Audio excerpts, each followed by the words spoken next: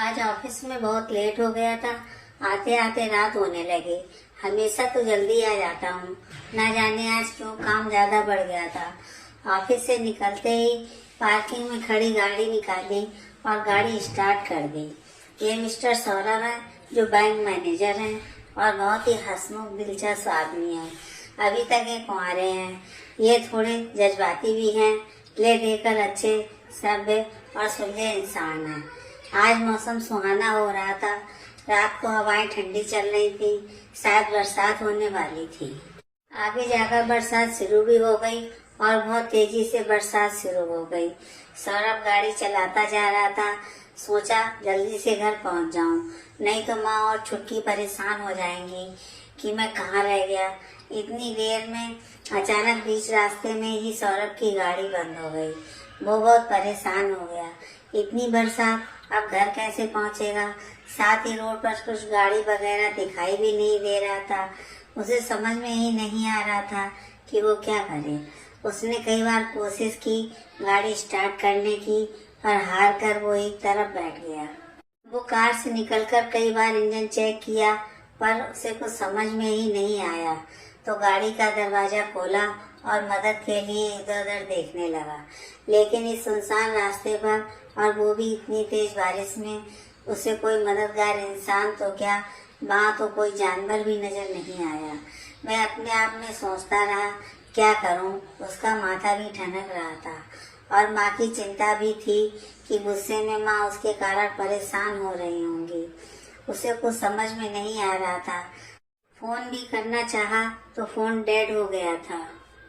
सौरभ ने इधर उधर घूम के देखा, लेकिन कोई भी आदमी उसे मददगार दिखाई नहीं दिया। वो परेशान होकर गाड़ी में ही बैठ गया। अचानक से ठक ठक आवाज आई।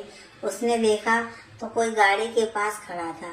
उसने कार का शीशा नीचे किया तो एक लड़की बरसात में भीगी हुई थी। उसने गहरे रंग की नीली साड़ी पहनी थी। वो भी पूरी तरह से भीग चुकी थी। सौरभ ने सोचा, शायद हो सकता है इस बरसात में इसे भी कोई मददगार नहीं मिल रहा हो, इसलिए मुझसे मदद मांगना चाह रही हो। सौरभ ने देरी न लगाते हुए पूछा, आपको मदद चाहिए? उसने कहा, नहीं, मुझे मदद नहीं चाहिए, मैं तो आपकी मदद करना चाहती हूँ। सौरभ थोड़ा अचंभित हुआ। उसने कहा, मेरी? बहुत आश्चर्य से उसने कहा, हाँ, मेरा घर पास में ही है और मैं यहाँ बीच रास्ते में लोगों की मदद करती हूँ। आपकी गाड़ी भी खराब हो चुकी है। इतनी रात को और इतनी बरसात में कोई भी आपको यहाँ मददगार नहीं मिलेगा। अगर आपको कोई परेशानी ना हो तो आप मेरे साथ मेरे घर चलिए। बरसात खत्म होने के बाद गाड़ी ठीक करवाकर घर चले जाइएगा। सौरभ थोड़ा सकपका गया। फिर लगा, इतनी बरसात में घर तो जा नहीं सकता और सारी रात इस कार में मैं अकेले बिता भी नहीं सकता।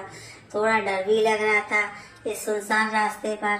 उसने गाड़ी का दरवाजा खोला, कार से बाहर निकला और कार को अच्छी तरह से लॉक कर दिया। फिर कहा, चलिए।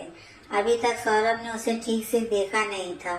वो आगे आगे चल रही थी। वह लड़की भीगी भीगी सी जुल्फों को झटक रही थी। वो आगे आगे चलने लगी और सौरभ उसके पीछे पीछे। वह साड़ी में इठलाती चल रही थी, हाथों और पैरों से पानी की बूंदों को उड़ाती हुई चल रही थी। सौरभ ने पूछा, और कितनी देर लगेगी? उसने कहा, बस थोड़ा ही समय लगेगा। पर सौरभ को आसपास कोई घर दिखाई नहीं दे रहा था। थोड़ा दूर जाने के बाद एक छोटा सा घर नजर आया। लड़की ने दरवाजा खोला और बोली, चले आइए। सौरभ को थोड़ी सी हिचकिचाहट हो रही थी और थोड़ा डर भी लग रहा था।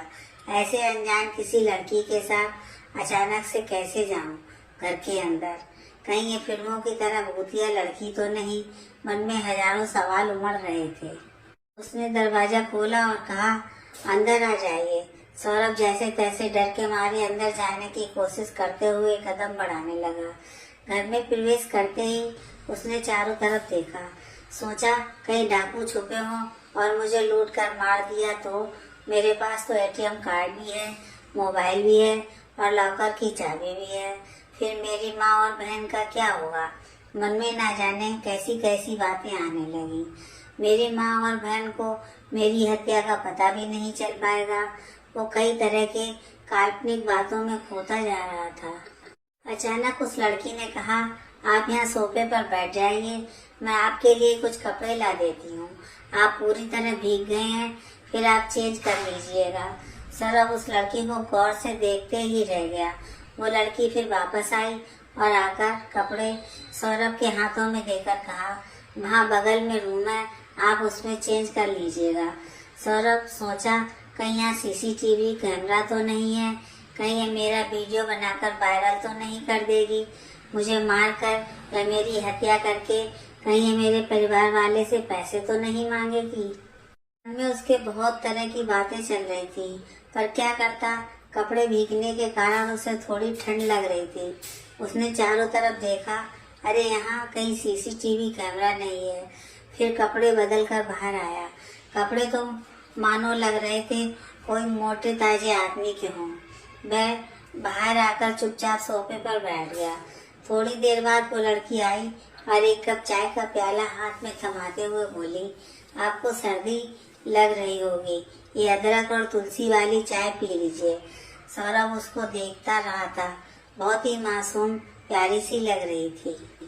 कहीं ऐसा तो नहीं इस मासूम प्यारी सी लड़की के चेहरे के पीछे एक खूनी डाकू गिरोह का हाथ हो, जो लोगों को चाय पिलाकर मारती हो। फिर वो कपकपाते हाथों से प्याला ले लिया और होंठों से सटाकर शोर करते हुए पीने लगा।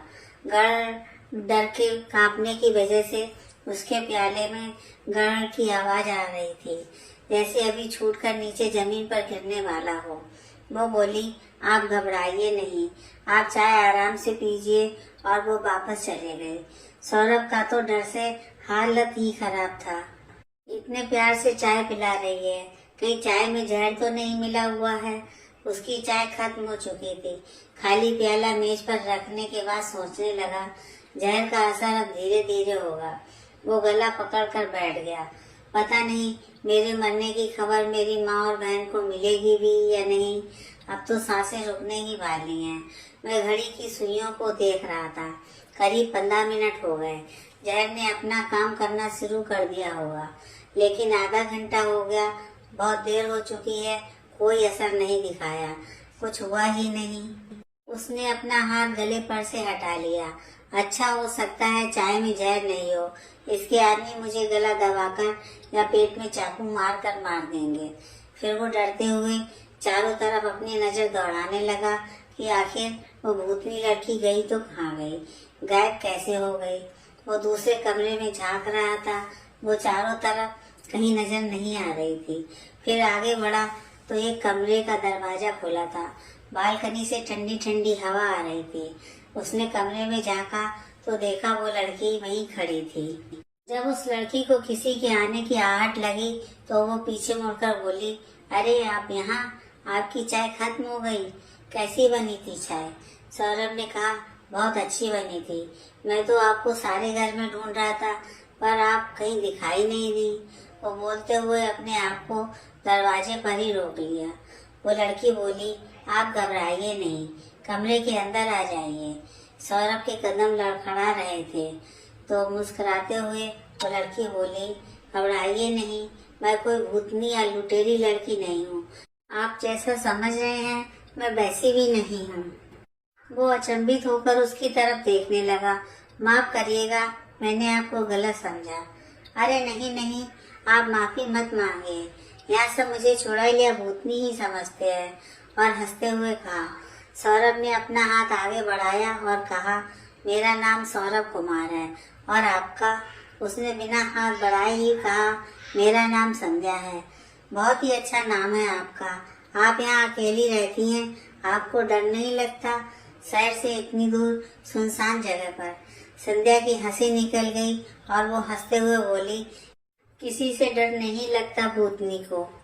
तुरंत सौरभ ने कहा, आप मजाक बहुत अच्छा कर लेती हैं। अब बताइए, आपकी यहाँ अकेले क्यों रहती हैं? संध्या बोली, मैं अकेली कहाँ हूँ, मैं और मेरी तनाई यहाँ रहती हैं। आप फिर मजाक कर रही हैं। वो बोली, मैं बस यहाँ आसपास अगर किसी की मदद करनी हो तो मैं मदद करती हूँ। वैसे मैं बाजार ही जा रही थी, लेकिन कुछ ही दूर पहुँची तो तेज बारिश होने लगी और रास्ते में ही मैं एक पेड़ के नीचे छुप गई थी।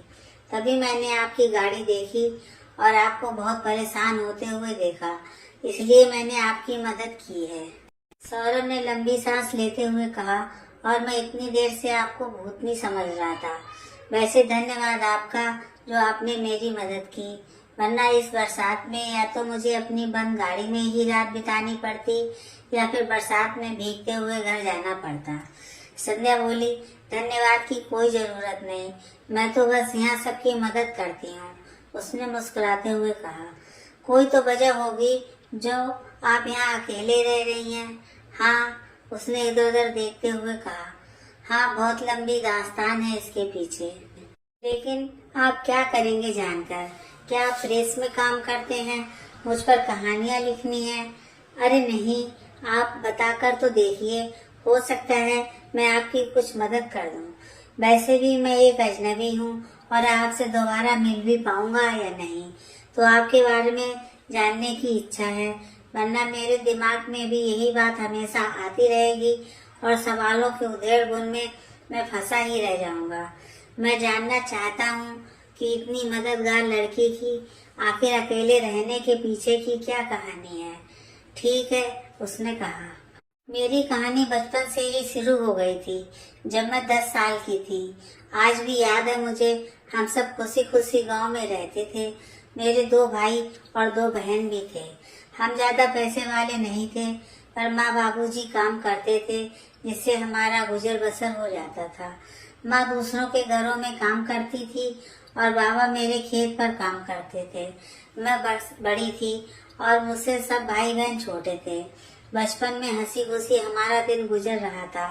वहीं छोटा सा एक स्कूल था जिसमें हम सब भाई बहन पढ़ते थे। स्कूल जाते समय रास्ते पर एक मिठाई की दुकान थी, जिसमें बाबा के ही उम्र के एक आदमी रहता था। मैं रोज मिठाई को देखती थी और मुझे उस मिठाई को खाने का बहुत मन करता था, पर मेरे पास तो पैसे नहीं थे। वो दुकानदार मेरी मिठाई के प्रति लालच समझ गया था। उसने कहा, मिठाई चाहिए? मैंने कहा, काका मेरे पास पैसा नहीं है। उसने कहा, कोई बात नहीं बेटा, मैं तुमसे पैसा कहाँ मांग रहा हूँ। उसने मेरे कंधे पर हाथ रखकर कहा, कोई बात नहीं बेटा, मैं तुम्हें फ्री में खिला देता हूँ और पैसे भी नहीं लूंगा। उसने मेरा हाथ पकड़ा और अंदर ले गया और मेरे साथ बलात्कार किया। मैं रोई, चीखी, चिल्लाई, पर कोई सुनने वाला नहीं था।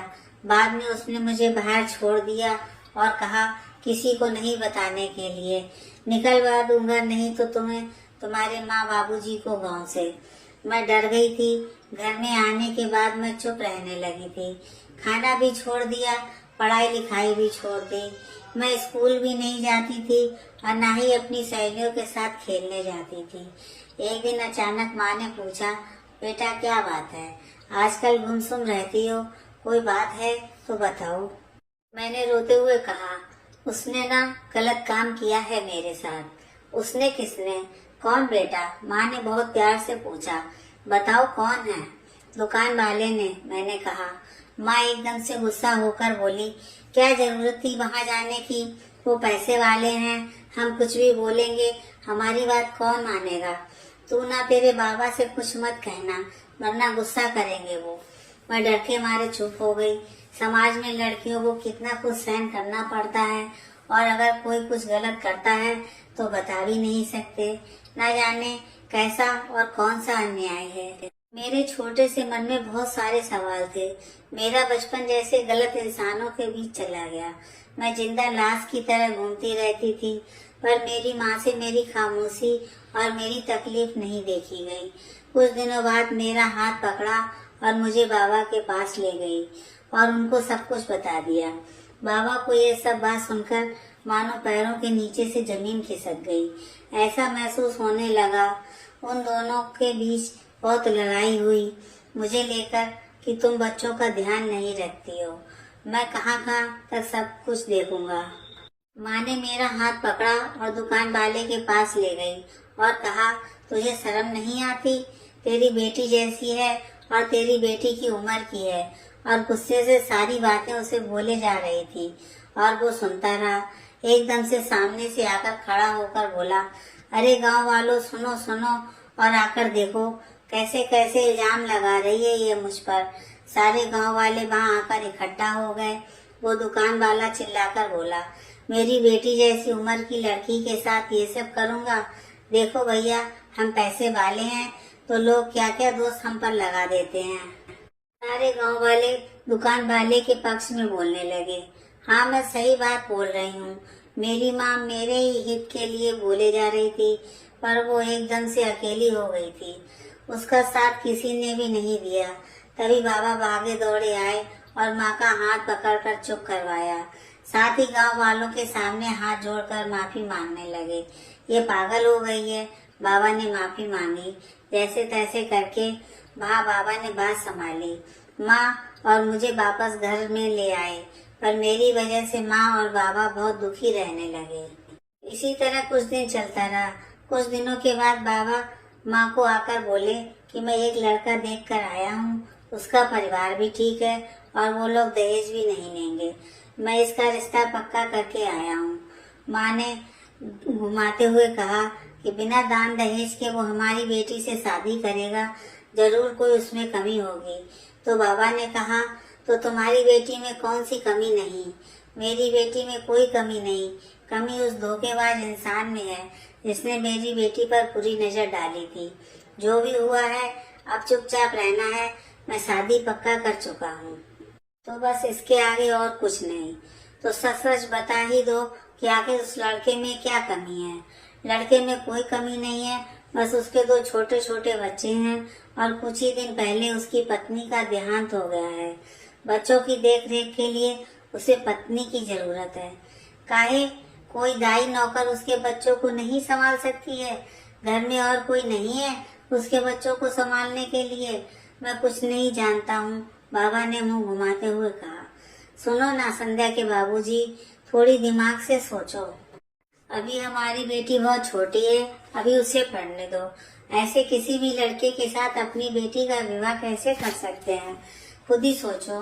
बाबूजी ने कहा, मैं सब कुछ सोच कर आया हूँ और रिश्ता पक्का कर चुका हूँ।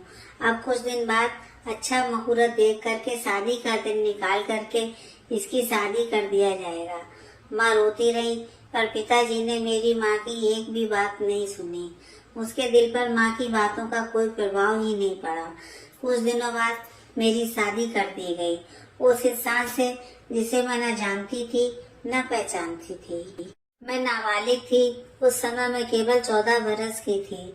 शादी जैसे संबंधों के बारे में कुछ पता भी नहीं था और जिस इंसान से मेरी शादी हुई थी वो मुझसे कई साल बड़ा था।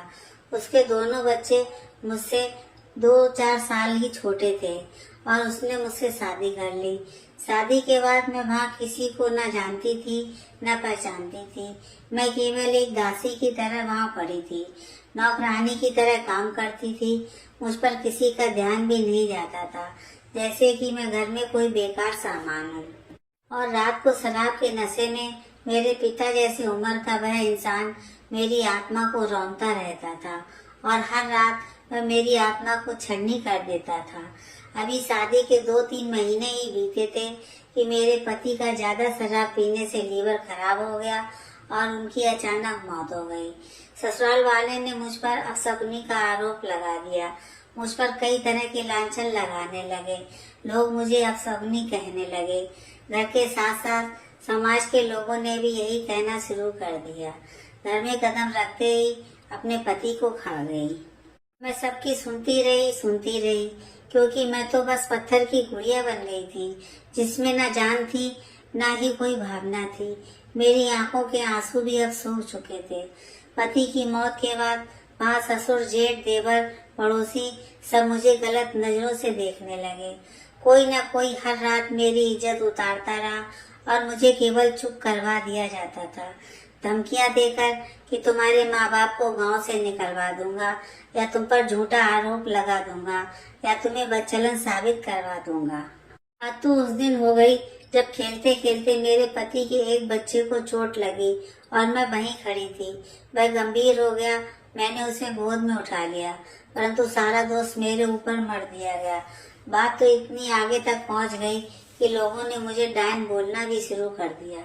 घर से बाहर निकलते देख औरतें अपने बच्चों को ऐसे छुपा लेती थी जैसे मैं उनके बच्चों को नजर लगा दूंगी, उनके बच्चों को कुछ कर दूंगी। एक दिन गांव के किसी घर में काला जादू हो रहा था। काला जादू अक्सर गांव या छोटे शहरों में होता रहता है, जो कि डकोसला बाबाओं का सिर्फ एक धर्म और अंधविश्वास रहता है। काला जादू करने वाला बाबा ने मुझ पर गलत आरोप लगाया और लोगों ने मुझे गलत समझ लिया कि मैं काला जादू करती हूँ।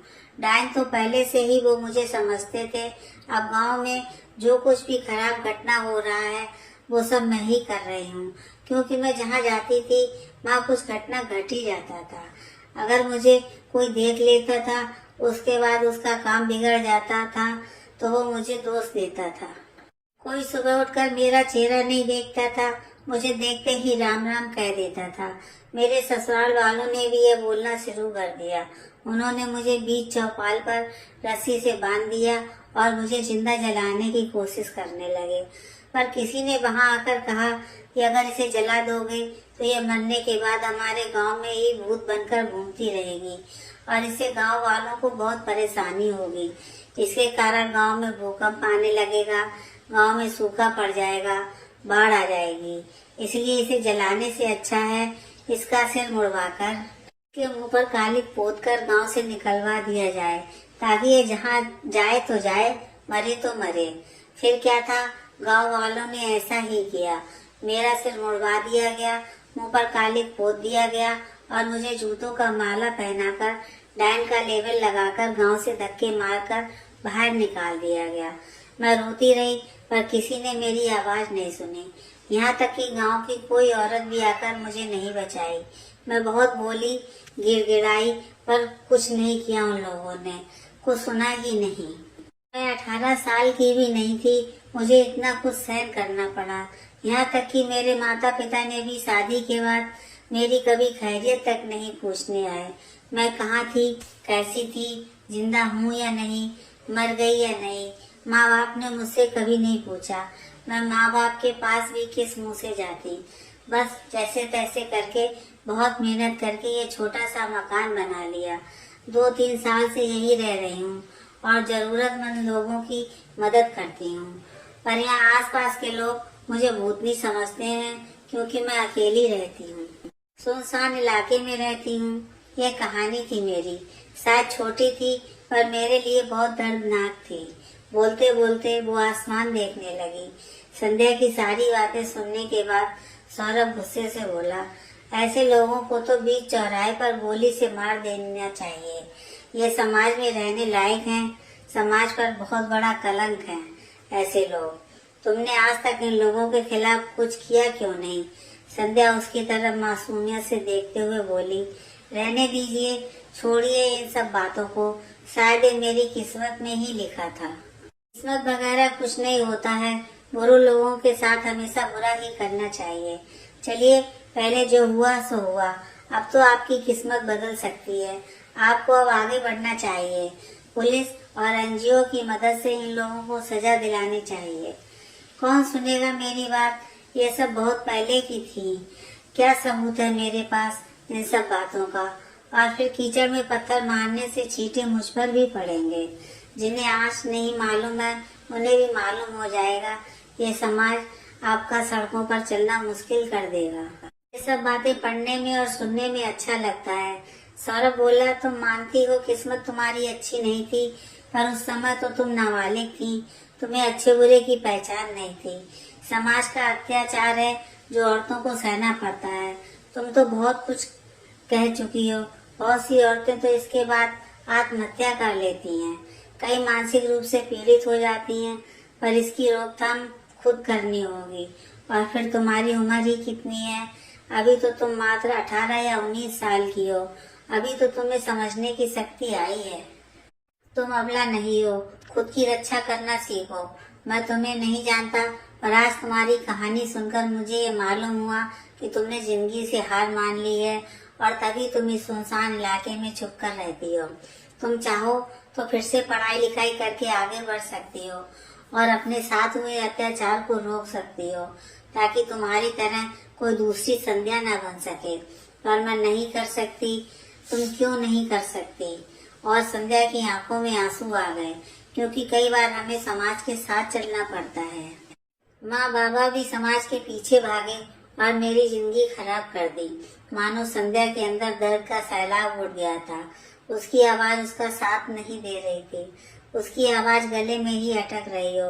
वो कहना चाहती थी, चीखना चाहती थी, चिल्लाना चाहती थी, पर कुछ नहीं बोल पाई और चुप हो गई। तभी सौरभ ने कहा, तुम औरतों की सबसे बड़ी यही कमजोरी है जिसका फायदा समाज के लोग उठाते हैं। तुम्हें अपने हक की लड़ाई लड़नी ही नहीं आती है।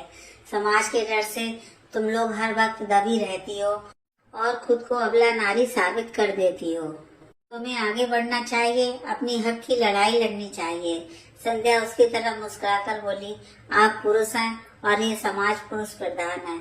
आप पढ़े लिखे हैं, आप 1000 गलतियां भी कीजिएगा तो आपके ऊपर किसी की उंगली नहीं उठेगी, और हम औरतें अगर एक गलती भी करते हैं तो पूरी समाज हमारे पीछे पड़ जाती है। मैं आपको नहीं बोल रही, अब तक जितने भी लोगों से मिल चुकी हूँ, सबकी छवि मेरे सामने ऐसी ही है कि मुझे अब ऐसे लोगों से नफरत सी हो गई है। फिर उसने बातों का सिलसिला खत्म किया और कहा, चलिए अब बहुत रात हो चुकी है, आप दूसरे कमरे में आराम कीजिए, बारिश छूट जाएगी तो कल सुबह चले जाइएगा। वो बोलकर चली गई। थोड़ी देर बाद संध्या अपने बिस्तर पर लेटे लेटे पंखे को गोल गोल घूमते हुए देख रही थी। आज बहुत दिनों बाद किसी ने उसके पुराने जख्मों को खुरेद दिया हो। वह अपने पुराने दिनों को याद करके बहुत रो रही थी। फिर कब आंख लग गई उसे पता ही नहीं चला। सुबह हो चुकी थी, बारिश भी रुक गई थी। वो जल्दी से उठी और चाय बनाने लगी। सौरभ भी उठकर बाहर खिड़की से देख रहा था। संध्या ने कहा, आप चाय पी लीजिए, वहाँ आपके कपड़े रखे हैं।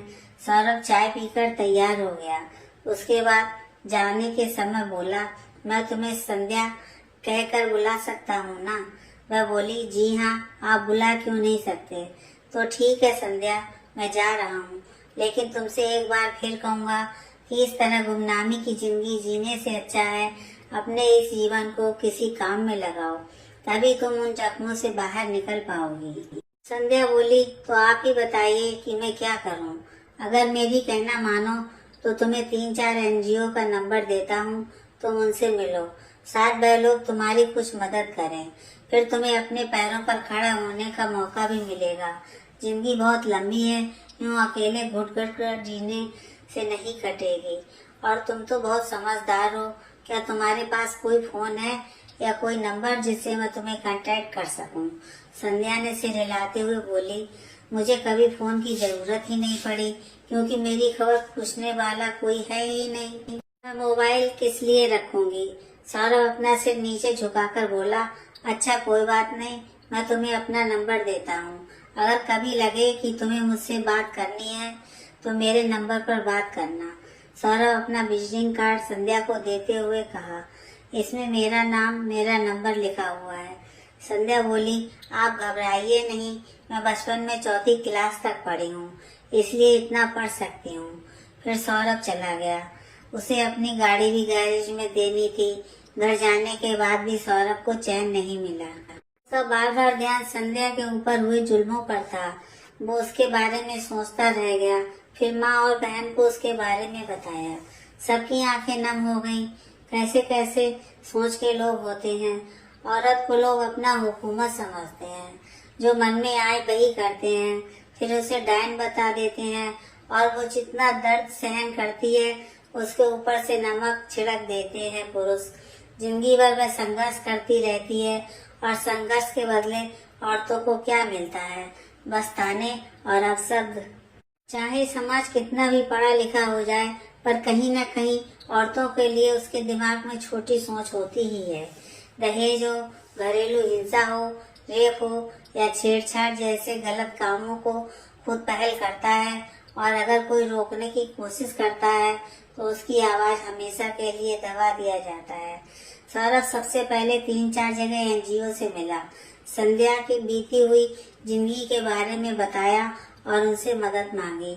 अगले दिन एक ऐसी ही NGO का पता चला जो औरतों को पढ़ाता है और पैरों पर खड़ा करता है। उसने संध्या के घर का पता बताया।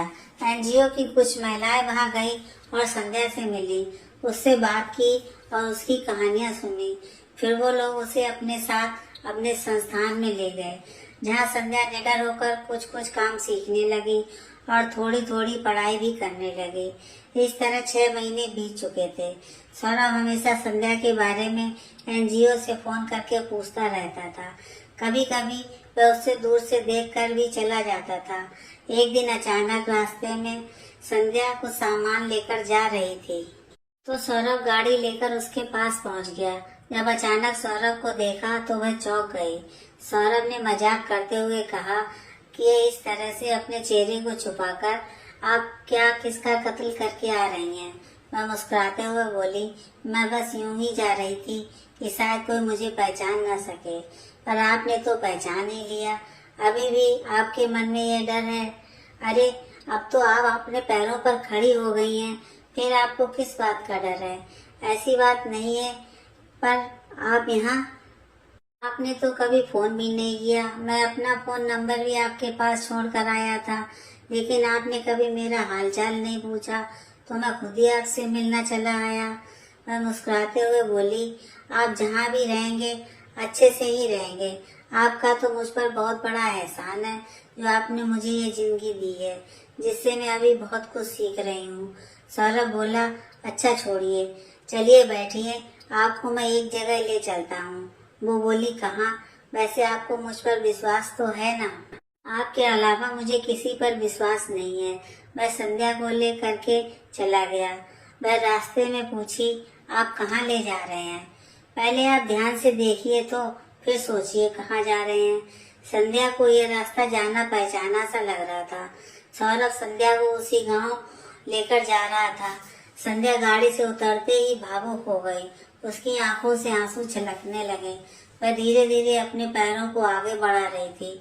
वो जाकर उसी मिठाई की दुकान पर रुक गई, जहाँ से उसकी बर्बादी शुरू हुई थी।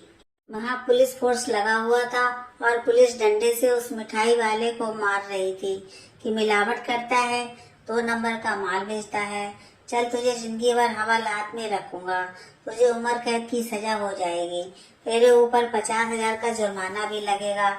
और पुलिस पकड़ कर ले जा रही थी। वह गिरा रहा था, चिल्ला रहा था कि मैंने कुछ नहीं किया, मैं बेईमानी नहीं करता हूँ, किसी ने मुझे फंसाया है। पूरे गांव वाले से पूछ लो, मैं ईमानदारी के साथ ही चलता हूँ। मेरे ऊपर आज तक किसी ने कोई दाग नहीं लगाया, ये किसी की साजिश है। संध्या को उसकी मक्कारी याद आने लगी। उसकी आंखों से आंसू बह रहे थे। वह अपने हाथों को कस के मुट्ठी बनाए हुए अपने आप को रोक रही थी कि मन में आ रहा था कि जाए और खींचकर 2-3 झापड़ मारूं कि बता तुमने मेरी जिंदगी क्यों बर्बाद की। मैं तो नादान थी, मैं अबोध, पर तू तो समझदार था। फिर सौरभ ने उसका हाथ पकड़ा तो उसे थोड़ी सहानुभूति हुई। वह बोली, आप मुझे यहाँ क्यों लाए हैं? सौरभ ने उसकी तरफ देखते हुए कहा, क्योंकि तुम अपनी आंखों से देख लो कि बुरा करने वालों का अंजाम यही होता है। इससे तुम्हें अपने मन में सहानुभूति मिलेगी और तुम्हारे जख्म बढ़ जाएंगे। ठीक है, अब आप मुझे यहाँ से ले चलिए। सौरभ ने कहा, अभी नहीं, अभी एक चीज और है। सौरभ आगे आगे चल रहा था। संध्या उसके पीछे पीछे आने लगी। सौरभ संध्या के घर के पास जाकर रुक गया। उसके बाबा बाहर खाट पर बैठे थे। सौरभ ने कहा, बाबा, यहाँ हम जनगणना की तरफ से आए हैं, जानना चाहते हैं कि आपके परिवार में कितने सदस्य हैं। माँ, किसी ने संध्या को नहीं पहचाना। बाबा ने कहा, बस हम दोनों पति पत्नी और हमारे 3 बच्चे हैं। सौरभ ने झूठ का पेपर निकालते हुए कहा, पर पिछले 10 साल की जनगणना में तो आपके बच्चों की संख्या 4 थी। उसके बाबा ने तुरंत खाट से उठते हुए कहा, मर चुकी है वो, उसकी चिता जल चुकी है, अब वो इस दुनिया में नहीं है। सौरभ ने पूछा, आप किसकी बात कर रहे हैं? उससे में उसके बाबा ने कहा, मेरी बेटी थी संध्या, 11 साल पहले ही मर गई थी। क्या हुआ था उसे? उसे कुछ बहुत खराब बीमारी हो गई थी। मैं मर चुकी है हम सबके लिए। वही दरवाजे के पास संध्या की माँ रोने लगी। संध्या से भी नहीं रुका गया, रोते हुए वह वहाँ से चली गई।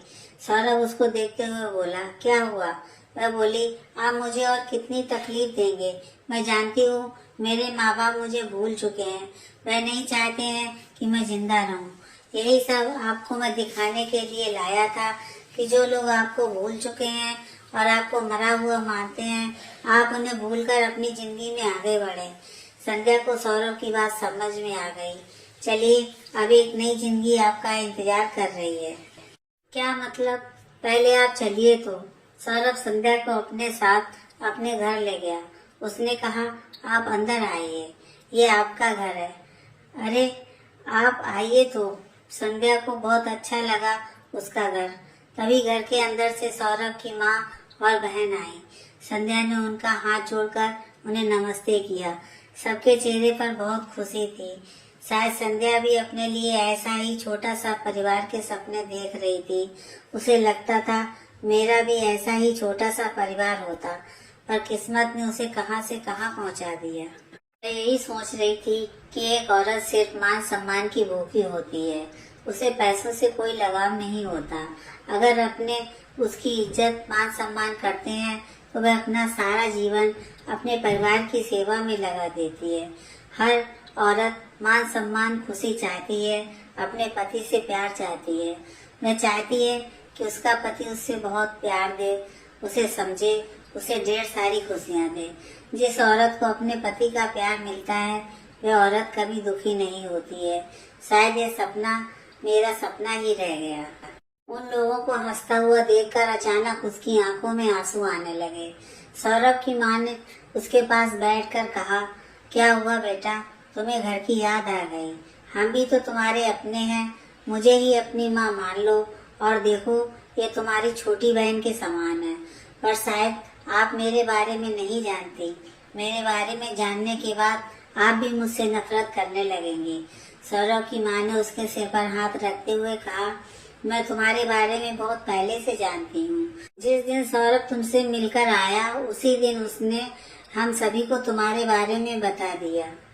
और हमें तुमसे नफरत नहीं, बहुत प्यार है। हम सब तुम्हारी बहुत इज्जत करते हैं। इतना जानने के बाद भी इसमें तुम्हारी कोई गलती नहीं थी बेटा।